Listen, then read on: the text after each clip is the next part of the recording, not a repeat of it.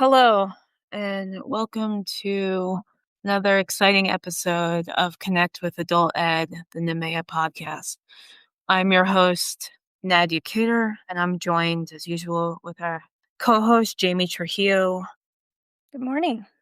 Jamie, how are you doing today? It's a Thursday, so it's almost Friday. That's good. The weather's kind of rainy, which I tend to like. So I'm doing all right. How are you doing today? Rainy weather is good, especially since we're recording in the desert. So Mm-hmm. rain is always good. I'm doing pretty terrible. It's a terrible I'm year, sorry to hear. terrible week, terrible day, though the rain's good. But how do we keep moving forward? It's has not been great lately. And I think that's why it's a good thing that our topic for this episode is celebrating successes, because when things are very uncertain and when things are not great, and or I guess, it's always good to think back and appreciate what has gone well. Definitely. Yeah, so I'm feeling pretty low energy. But reading these responses, we have a listener email. So I was just really glad that we got to ask the field for these questions so we could do less work, really. That's a joke. It's hard to tell because of my mood. But because it actually does take work because we have to organize and decide how this fits into what so that this is coherent to our listeners. Right. Um, right? So that was a lot of work. We actually spent some time before we started this recording. Who's saying what? How do we say this? How do we make sure Right. that we reflect these listeners' responses in a way that does not mess up their flow, our flow, what they want to share? Because there's some really great responses that we received from the field, and we're always very grateful for our New Mexico colleagues, right? So our listener email topic is celebrating successes. This has been a very hard year federally, statewide, our field. Everything constantly feels up in the air, and that's exhausting. It's emotionally draining. So we wanted to kind of, I don't know if this is the right term, but not move away from that so much, but reflect and give people that opportunity to reflect on the successes that has happened, the good that's happened, because there is a lot of good happening, and there is through the muck. There's some really great things going on with our colleagues and different programs. So how we did this is we asked a few general questions, and people emailed me and Jamie our responses, and then we divvied it up by question. So our first question is, what were your professional successes in 2025? And Jamie, I'm going to leave that to you to introduce. Absolutely. And just really quickly to add on to what you were saying, Nadia, when things are as bad as they've been, especially on a national level, I think it's even more important than ever to look at what we did right, where we were succeeding, where we overcame the challenges that just were thrown at us because they keep being thrown at us. And in that same respect, I feel like I've never been more proud to be a New Mexican and to see all the ways in which we as a state have come together, taken care of each other, been there for each other, and in adult ed, that is no exception. So I really did enjoy reading all these responses. So yeah, we're just going to get right into it. So Dawn, who is one of our Propel colleagues, Dawn Dutton, said, I feel like I succeeded in presenting the ELL Open Forum each month with a fresh topic and presenter that led to lively and useful discussion of relevant topics regarding challenges and improvements in the classroom or online. I know at least one person who absolutely loves the forums, me. My other success was to co-create the ESL Foundations courses. This project for a class became 3 classes and months of work creating content and assessments, making scripted videos, and collecting resources for each part of the course. And I can tell you, this is me, Jamie, as an aside, creating coursework is a whole lot of work, whether it's for a monthly webinar series or for something that people are going to complete asynchronously or even synchronously online. It's a lot of work. So that was really cool to hear. And I really loved, hearing that feeling of ownership and pride for that work. So, Dawn, excellent.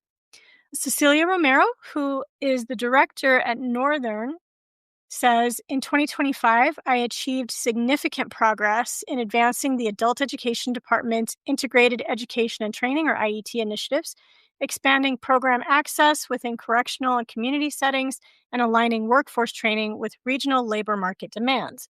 My leadership in launching and managing the electrical and phlebotomy IET programs, combined with effective IET fund utilization and professional collaboration, contributed to measurable improvements in student outcomes and program capacity. And Cecilia wanted to make sure to highlight the key accomplishments, which include the electrical IET at corrections, the phlebotomy IET expansion, the strategic use of IET funds, and partnership and workforce collaboration. So, in closing, overall, 2025 marked a year of innovation, collaboration, and measurable growth. The successful implementation of the electrical and phlebotomy IET programs, coupled with strong fiscal management and professional engagement, advanced the department's mission of empowering adult learners through education, training, and workforce preparation. This was really cool to read because it really focuses on that IET and workforce preparation that involves a lot of partnership and collaboration. That is also just a ton of work. So that was really cool to hear about all of those new initiatives at Northern. Barbara Robinson, who works for Doniana Community College but is also a Propel employee, a Propel consultant, said that for 2025, she presented LACE's basic and intermediate trainings at NEMEA workshops there, made reports cleaner and more accurate, made testing run smoother, and shared clear how-to guides. And, I think data, especially, is one of those things that's so underappreciated sometimes because it's so behind the scenes. So that work that goes into making sure that data reports and entry and analytics, all of that is smooth and clear is super crucial. Love that. Yeah, just an aside, I also want to highlight, like, all the behind the scenes work is, you're absolutely right, huge, super important. I also wanna include, like, just because you're really great at something, which Barbara is, does not always mean you can present it, and she did it, That is and that's absolutely amazing. true. Yeah, you could Presenting is hard. presenting is a whole different skill set, and it is tough, and you put yourself out there, strangers and colleagues and friends and so many different people, and it's a lot. It takes a lot. So that is also like a success in itself. And it's something that we really do love when we see it and want to see more. We want to see more people presenting what they know and what they do best, because we know there's so many incredible things happening across New Mexico, but we don't always hear about, we don't always see it. So it's great that Barbara put herself out there, and with that, sharing and collaborating with colleagues and supporting them in their professional growth. That's huge. So Here, just here. wanted to shout yeah, I just wanted to shout out Barbara, great job. Okay, so Michelle Garza, who is also an instructor at Doniana Community College and a Propel consultant, said in 2025, I achieved several meaningful milestones that strengthened my impact as an educator and leader. I completed my UDL, which is Universal Design for Learning credentials, became a certified entrepreneurship instructor, and helped pilot a new entrepreneurship IET at Doniana Community College.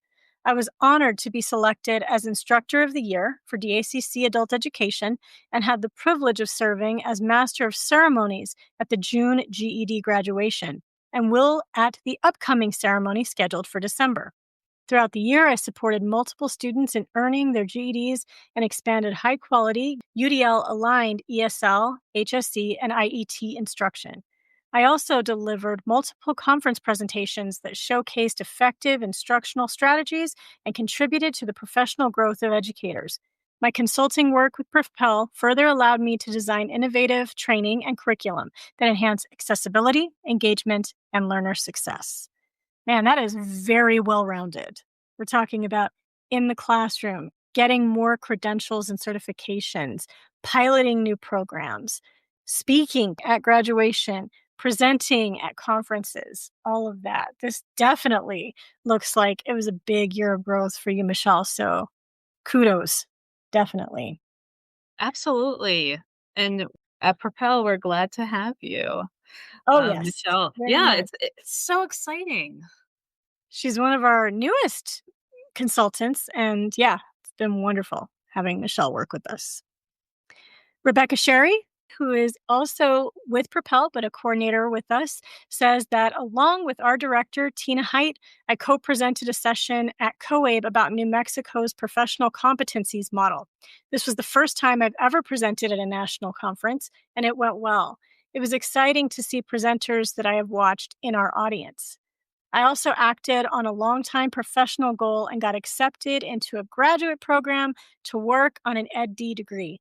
I'm studying learning design with the hopes of bringing new ideas and research to our professional learning work in New Mexico.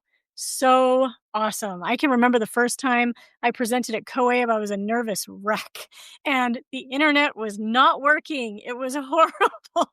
So I'm so glad that it went well for you, Rebecca. I love that you were able to experience seeing people that you'd watched present in the audience with you, and not to mention going into a graduate program. That's just amazing. Such wonderful personal growth. I love it.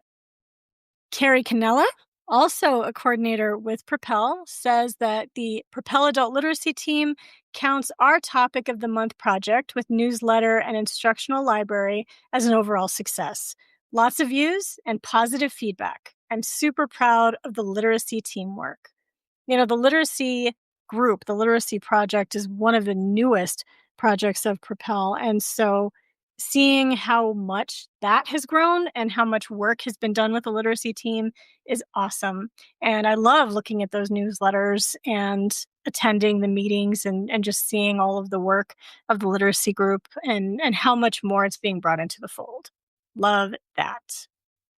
So those were all of the responses that we got. So now Nadia and I are going to share our professional successes for 2025. And my biggest professional successes were really the work that was done with the student ambassadors.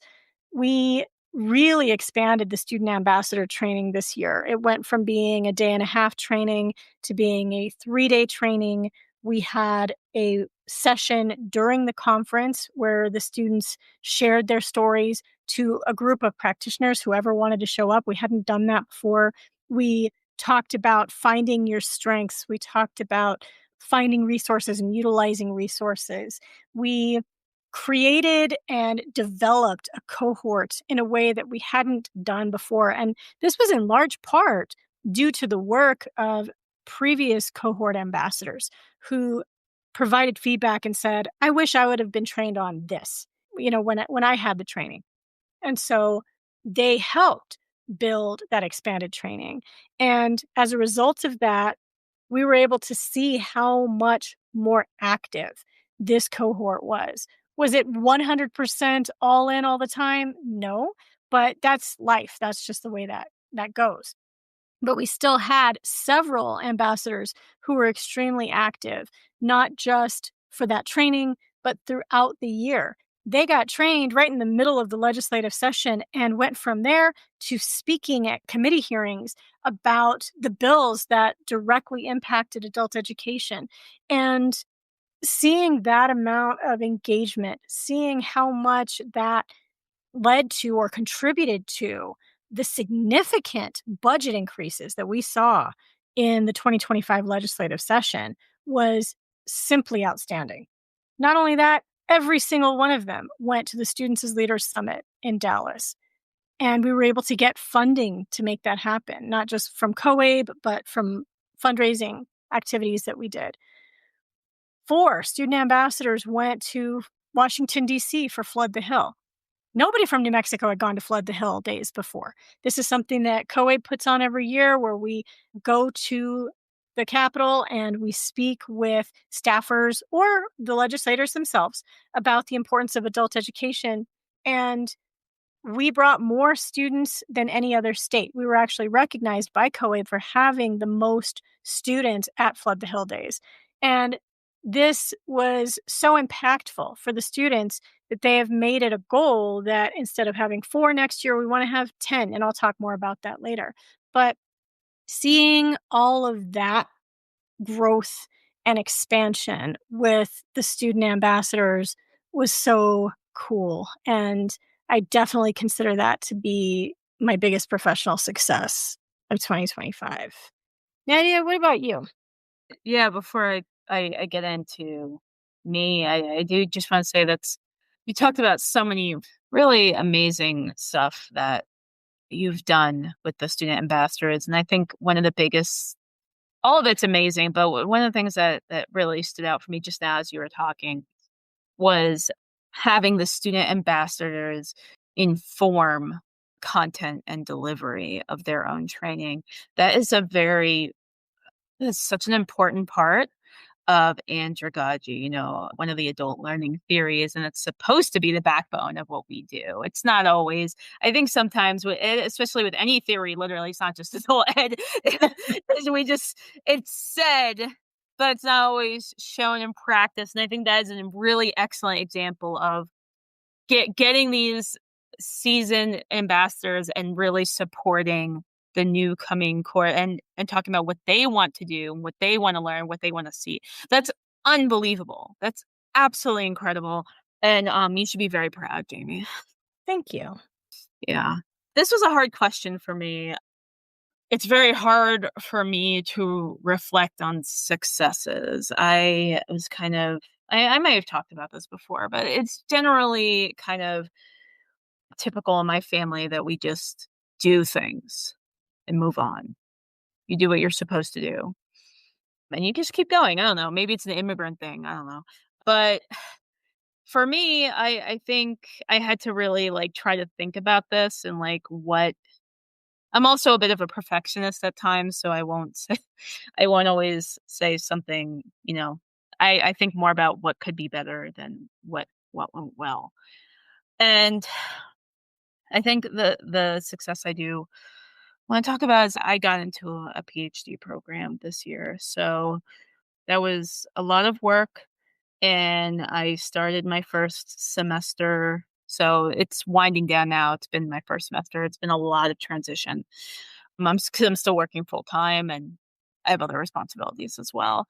But I think not just getting into a program, but actually changing your workflow and figuring out what your supports are, figuring out how time management, energy management, all of this stuff is a continuing process.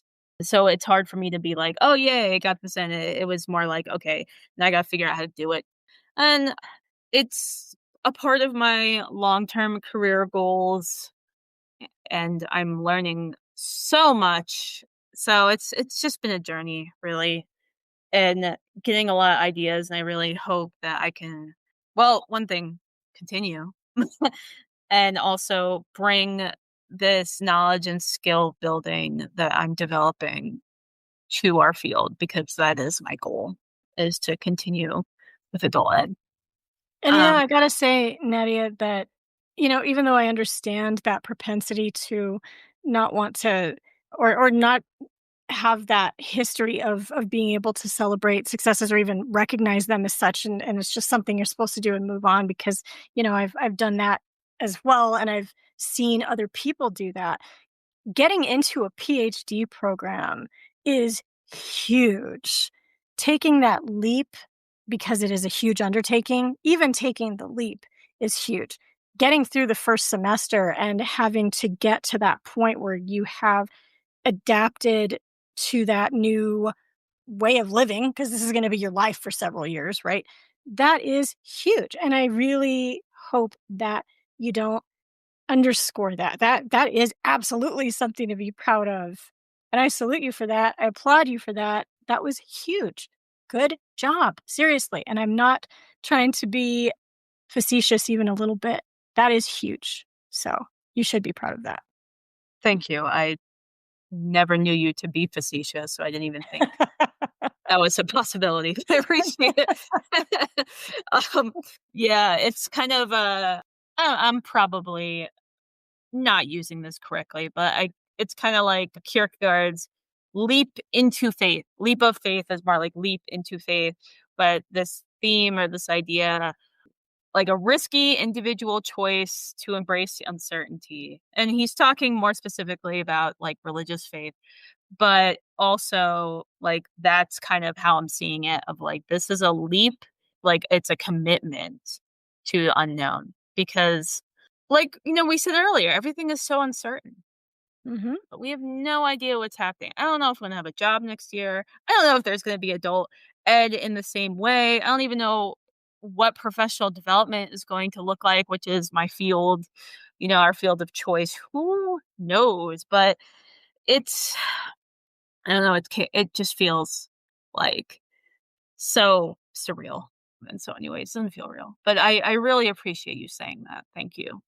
Can I add Um, one more thing because you were talking about that leap into faith?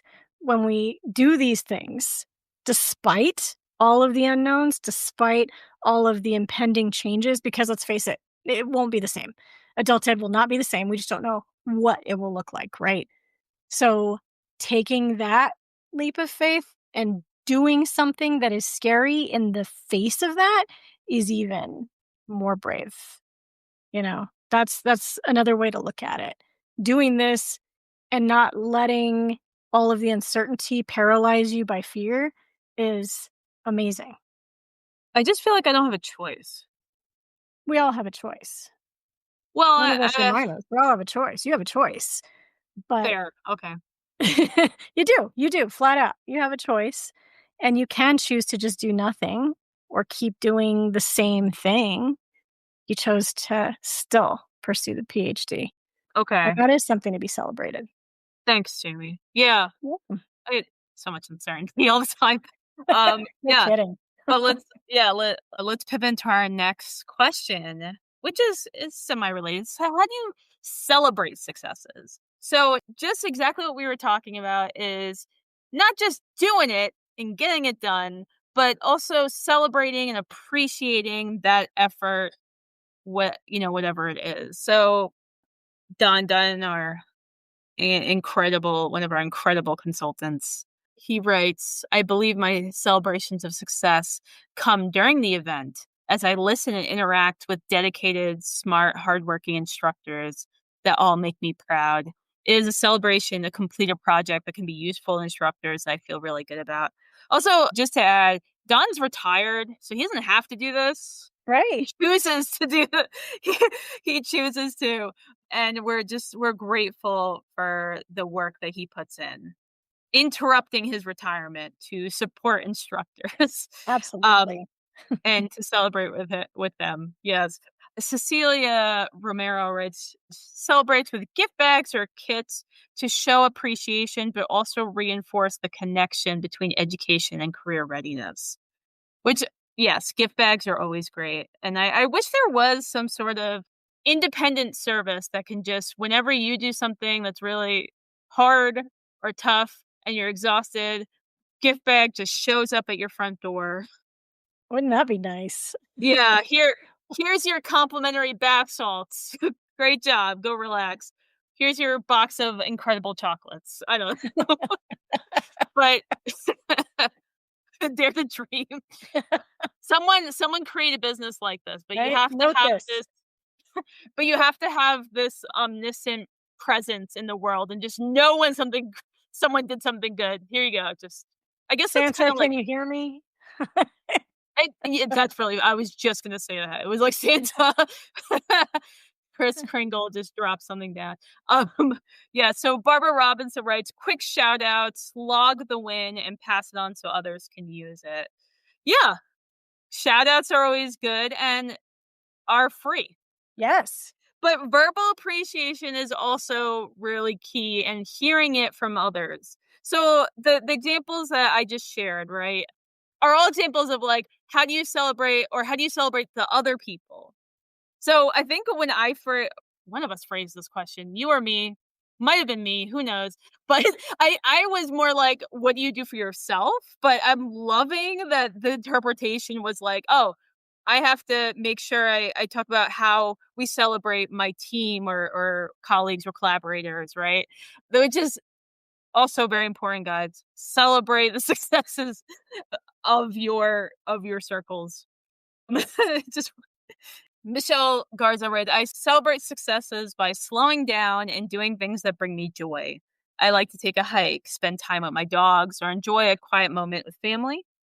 I also take time to reflect and appreciate how far I've come and really let myself feel proud before moving on to the next goal. Actually, Michelle, that was exactly what I was thinking of. No one did the assignment wrong, but that's what I was imagining. So, what I like about these listener emails is that we can interpret things one way, but people show us so many different ways to think and do things. And that's good. We need these different thoughts. We need these different avenues, right? So Absolutely. yeah, and I think that slowing down and that reflection are also really key for recuperation and recovery too. So that's really important. Carrie Canella also writes that I personally celebrate by allowing myself to relax and doing my favorite things. Good. Do your favorite things. I want everyone to do your favorite things. That's that's my hope for the upcoming new year. People just keep doing things that they love. That's what's important. So, yeah, like we both talked about, Jamie, is like I don't always celebrate successes. I just like do this thing and move on. That's just like how I've always, operated for so long. My partner diligently has been trying to have me slow down just to and appreciate things, and they have also really been instrumental in making sure that successes are celebrated and other people know about it and appreciate it, which I'm very grateful to have Danny in my life. So a few weeks ago, Danny and I celebrated our successes with friends, and we all had different successes. So got into a PhD program. Danny got a promotion. Our other friends, one got a promotion, and another got into their first art gallery showing. Like, so had an art show, which was like a huge, like professional and personal success for them. So we decided to kind of pool that together of like, let's go celebrate our successes. And we drove up to Santa Fe and had dinner at Izanami, the Japanese restaurant that's attached to 10,000 Waves, the spa.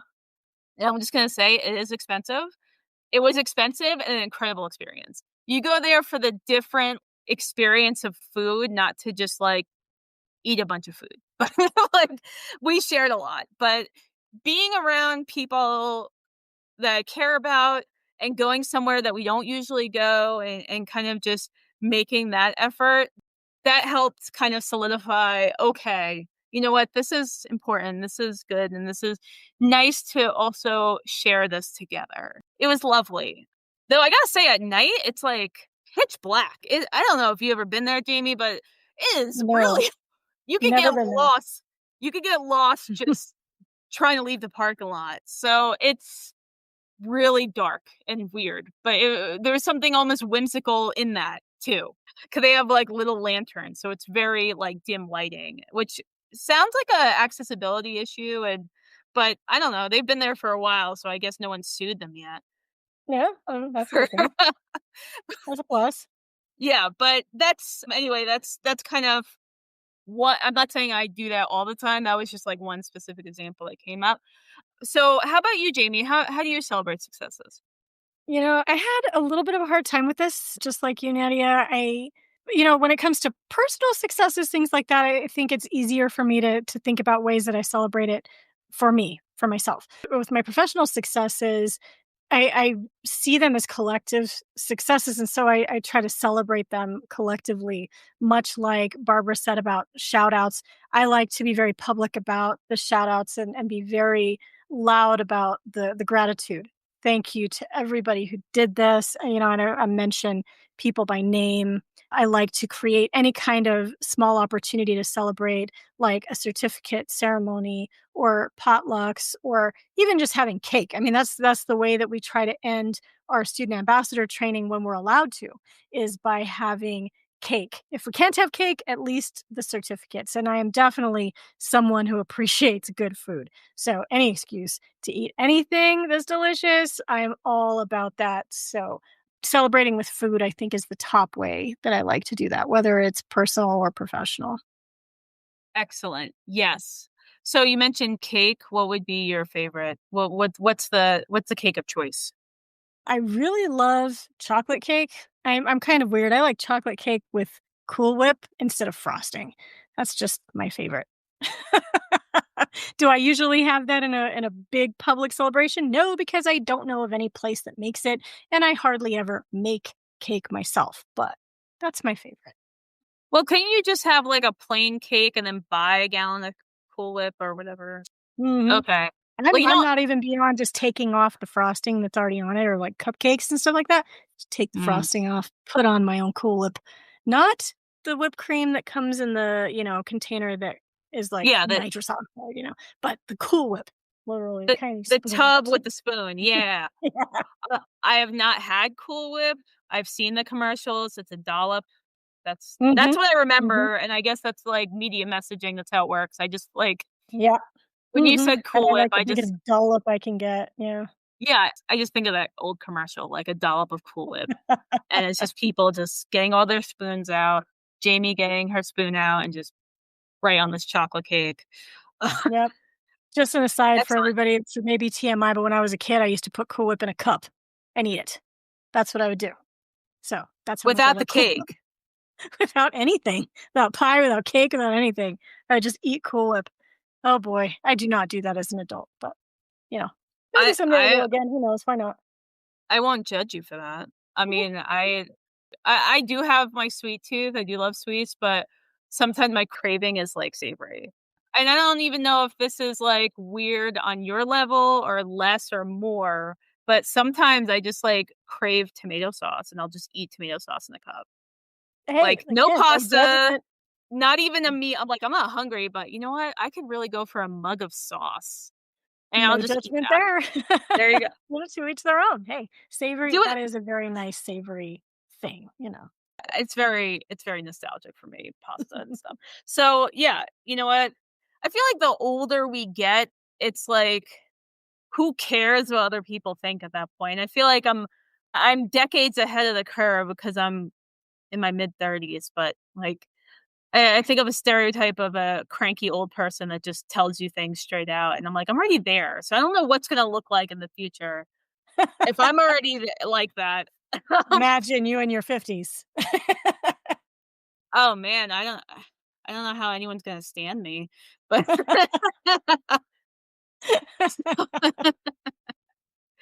Well, on that what note, why don't we talk about things we're proud of? Because you know what? As adults, we have every right and opportunity to be proud of those successes that we accomplished. And that was our next question. So Dawn says, I am proud of the contributions I have made to the data committee this year.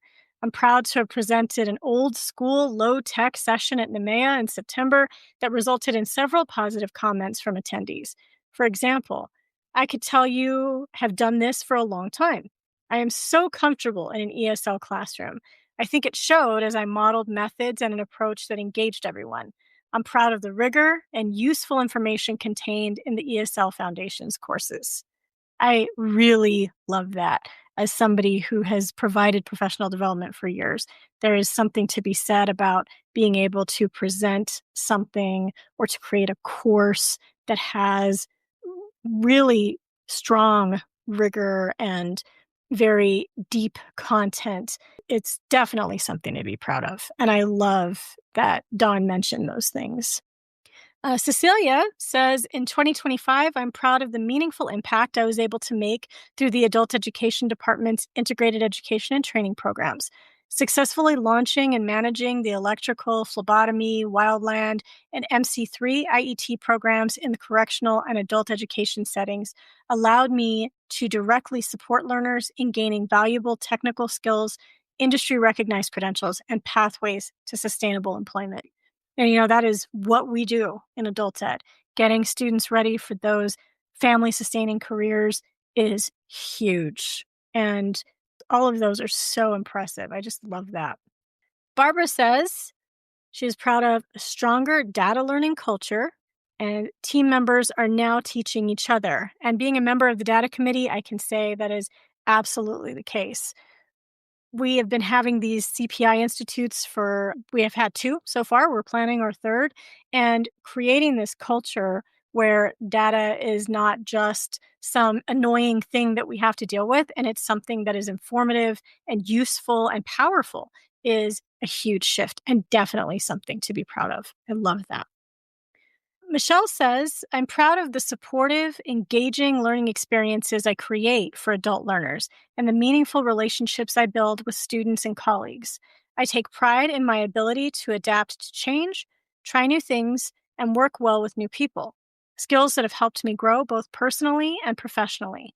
This year, I'm proud of earning new credentials, strengthening my instructional practice, and being recognized for work that truly matters to me.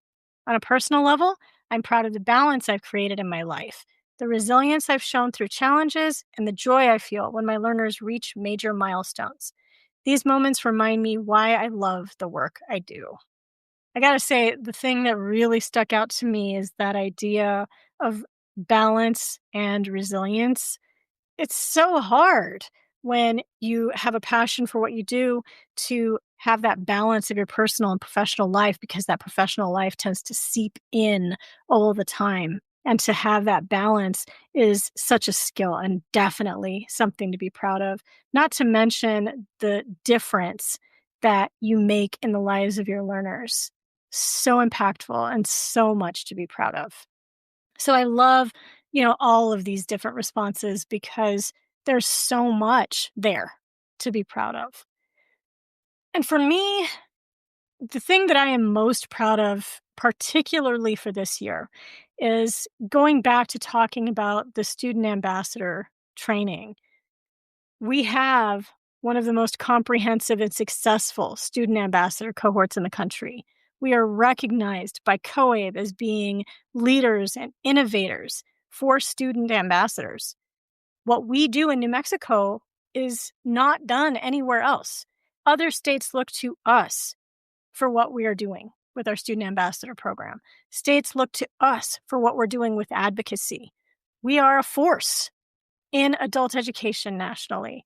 And I am so proud to be able to say that. I'm so proud to share what we've done whenever I present at the COAB conference, or whenever I'm talking to the COAB board, or when I'm talking to COAB staff, especially staff that work directly with students.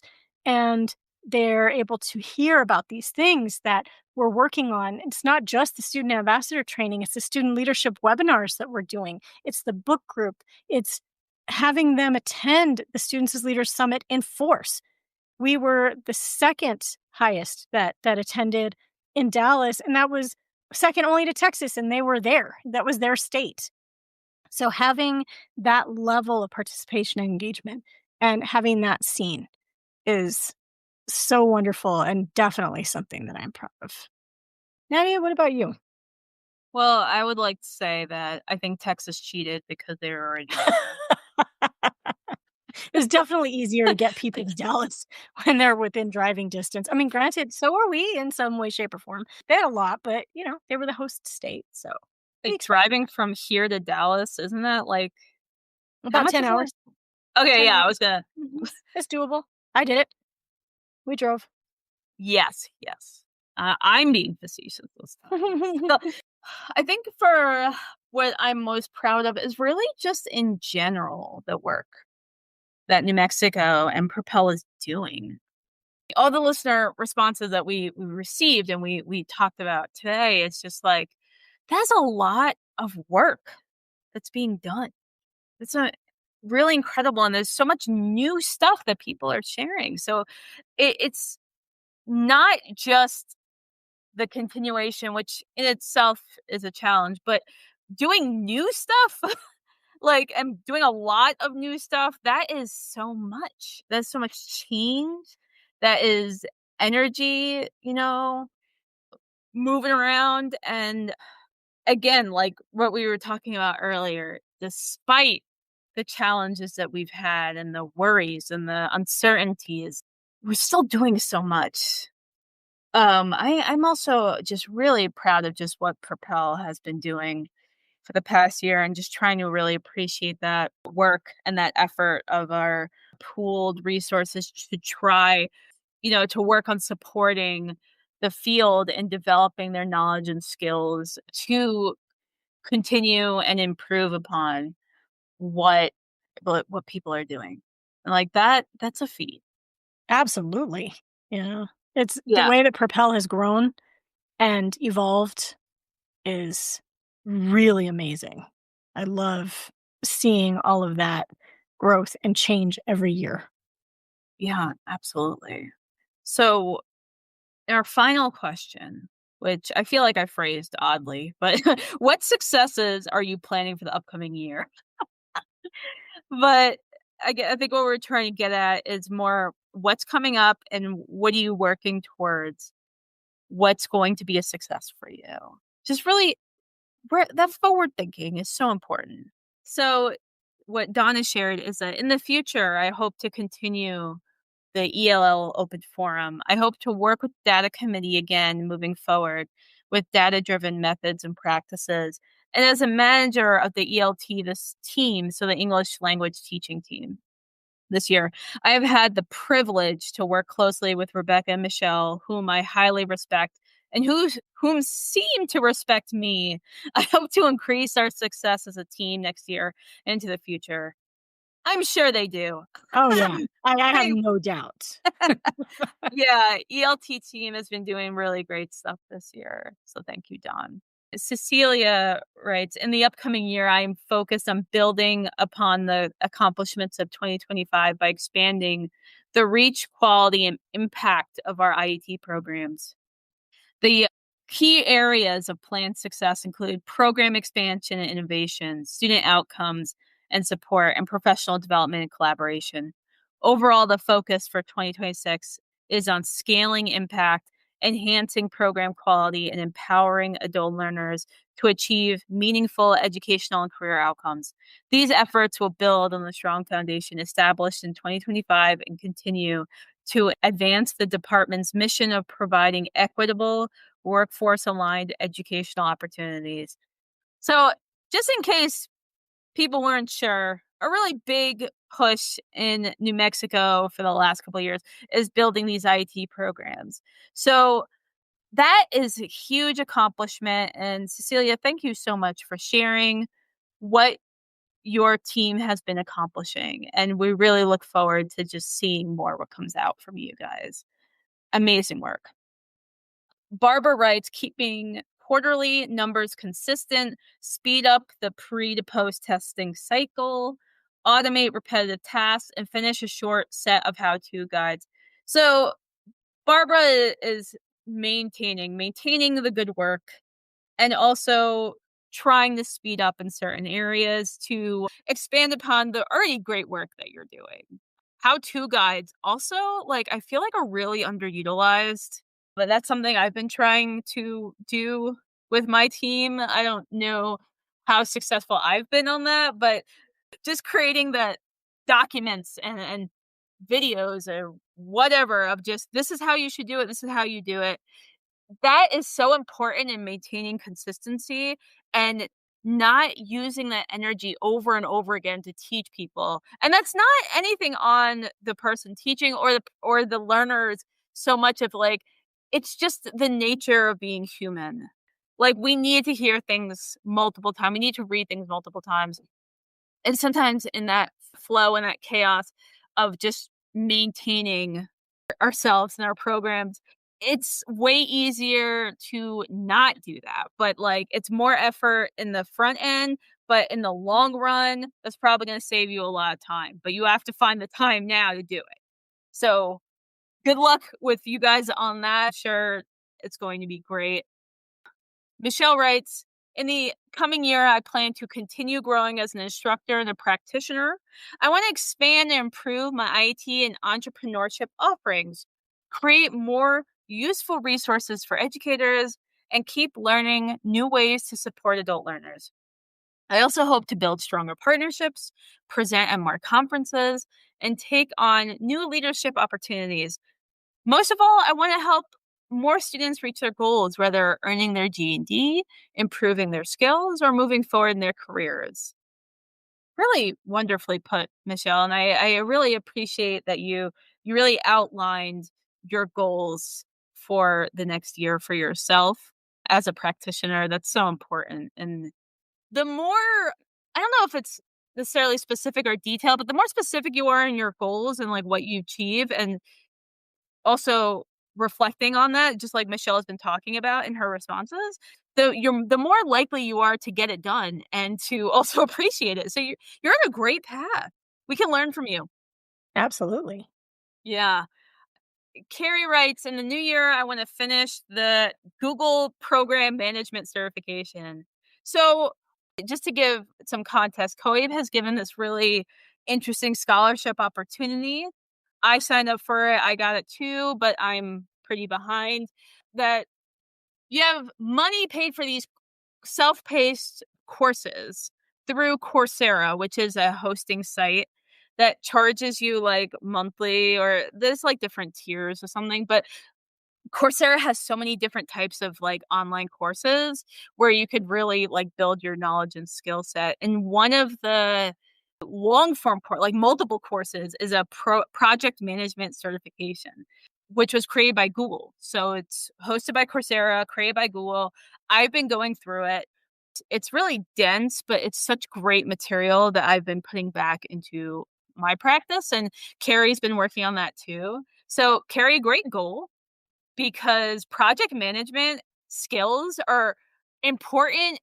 Literally any project, anything that you're planning on doing that takes multiple moving parts and people and time, those skills are going to really pay off. So good luck to you on great goal. So my goal is to just to keep moving forward. I am so close to the end of my semester, literally a couple weeks.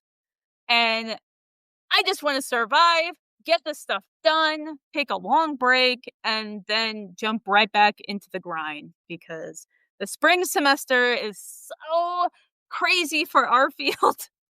It really is. It's very busy.